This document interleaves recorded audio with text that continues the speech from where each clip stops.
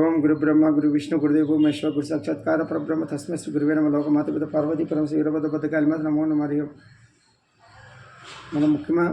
మన ఆపద్బాంధ ముఖ్యమంత్రి గారు జగన్ గారికి ఒకటి సూచన చేయడం ఏమంటే, ఫస్ట్ మీరు పవన్ కళ్యాణ్ గురించి ఎంత తక్కువ మాట్లాడితే అంత మంచిది, చంద్రబాబు గురించి తక్కువ మాట్లాడితే మంచిది. మీరు చేసిన అభివృద్ధి పనులు 5 ఏళ్ళు మీరు ఏం చేసినారు, ప్రజలకు ఏమి ఇచ్చినట్టు చెప్పుకోండి.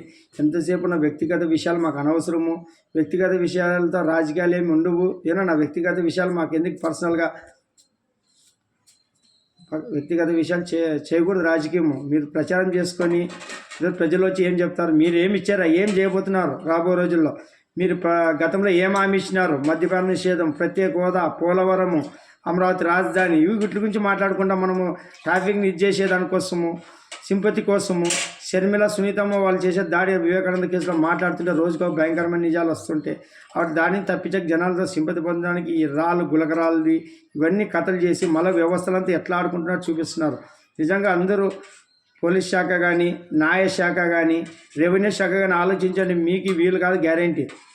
ప్రజలు ట్యాక్స్తో మీరు పని చేస్తున్నారు, ఎప్పటికైనా భగవంతునికి సమాధానం చెప్పాల్సి ఉంటుంది. ఇప్పుడు వచ్చేది మన ఆయన వీరభోగ వసంతరాలు వస్తున్నాడు. ఈ వ్యవస్థలు ఎట్లుంటే, ప్రజల నమ్మకాలు ఎట్లుంటే ప్రజాస్వామ్యంలో ఎవరికి తొత్తులు ఉండే అవసరం లే. డబ్బు ఉంటే ఆయనకు ఉంటుంది, అధికారం ఉంటే ఉంటుంది, కానీ మన నిజాయితీ మనకు కాపాడుతుంది. భగవంతుడు పరీక్ష పెడతాడు ఆ శివుడు. మీరు ఇట్లా లొంగిపోతే మీరు ఇంకా రాబో రోజుల్లో మీ మీద నమ్మకాలు ఎట్లుంటే ఆ ప్రభుత్వ వ్యవస్థల మీద ఎవరు నమ్మాలి? ఇప్పుడు ఆ పిల్లోడు కేసు ఒప్పుకోవాలని ఎంత హింసించినారు, 3rd డిగ్రీ కానీ ఇంకా రకరకాలుగా మానసికంగా హింసిస్తే మళ్ళీ అదే శిక్ష మనకి రేపొద్దున భగవంతుడు ఇస్తాడు.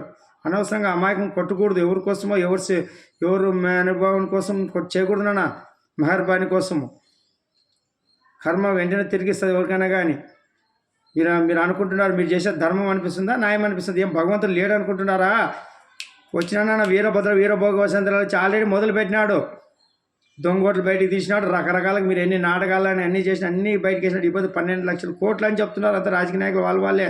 ఈరోజు 12 లక్షల కోట్లు ఏం చేసినారు? చంద్రబాబు ఉన్నప్పుడు 3.5 లక్షల కోట్ల అమరావతి అన్ని రకరకాలుగా ఆయన ఒక రకంగా స్టేజ్ తెచ్చిపెట్టిపోయింటే దాన్ని ముందుకు కొనసాగించుకుంటే మీ సొంతంగా మీ బ్రాండ్ చూపించే దానికోసం రకరకాలుగా డబ్బులు ఇన్ని ఖర్చు ఎక్కడ పెట్టినారు, ఏం చేసినారు మీరు? దాదాపు 2,70,000 కోట్లు ఏమో పంచినామంటారే, 3 లక్షల కోట్లు అనండి, మళ్ళీ మిగతా డబ్బులని